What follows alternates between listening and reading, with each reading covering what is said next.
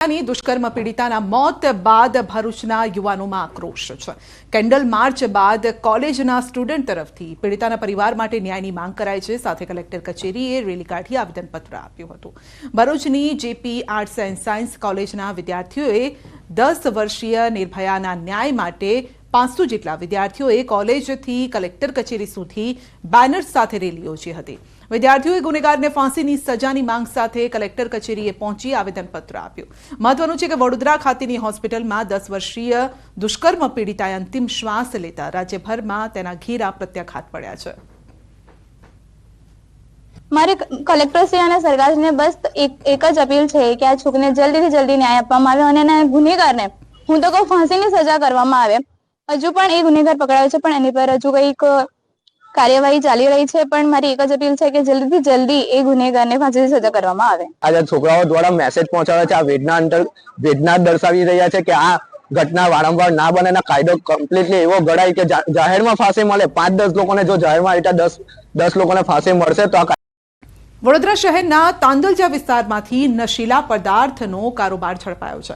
એસઓજીએ શકીલા પાર્કમાં રહેતી ઝરીના પટેલના મકાનમાં દરોડા પાડ્યા। દરોડા દરમિયાન શહેરમાં પ્રથમ વખત હાઇબ્રિડ ગાંજાનો જથ્થો મળી આવ્યો છે। 22,43,700 રૂપિયાના હાઇબ્રિડ ગાંજા સાથે આદિબ અબ્દુલ પટેલની ધરપકડ કરાઈ છે, જ્યારે કે અબ્દુલ ઇબ્રાહિમ પટેલને વોન્ટેડ જાહેર કરાયો છે। એસઓજી પીઆઈ એસી રાતલાએ સરકારી પંચો અને માણસો સાથે સ્થળ ઉપર રેડ કરતા આબિદ અબ્દુલ પટેલ ઉંમર વર્ષ 20 નાઓ હાઇબ્રિડ ગાંજા 734 ગ્રામ સાથે મળી આવેલ હતા અને આ વધુ પૂછપરછ કરતા તેઓએ વેરાવળમાં દબાણો દૂર કરાયા છે। 2 વીઘા સરકારી જમીન પરથી દબાણો હટાવાયા છે। વેરાવળ પાલિકા અને મામલતદારની સંયુક્ત આ કામગીરી છે। વેરાવળની સાઈગ્રા કોલોનીમાં શ્રી સરકારની 2 વીઘા જમીન પરના દબાણો દૂર કરાયા છે।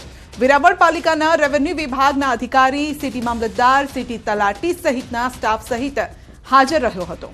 તો 6 જીસીબી 22 ટ્રેક્ટર દ્વારા ડિમોલિશનની કાર્યવાહી હાથ ધરાઈ છે, જેમાં 45 જેટલા કાચા મકાનો જમીનદોઝ કરાયા છે।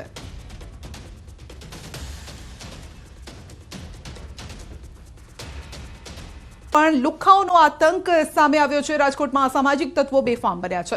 ભક્તિનગર વિસ્તારમાં આતંક જોવા મળ્યો છે। અક્રમ દાઉદાણી દ્વારા ફરી એક વખત કરવામાં આવી છે તોડફોડ।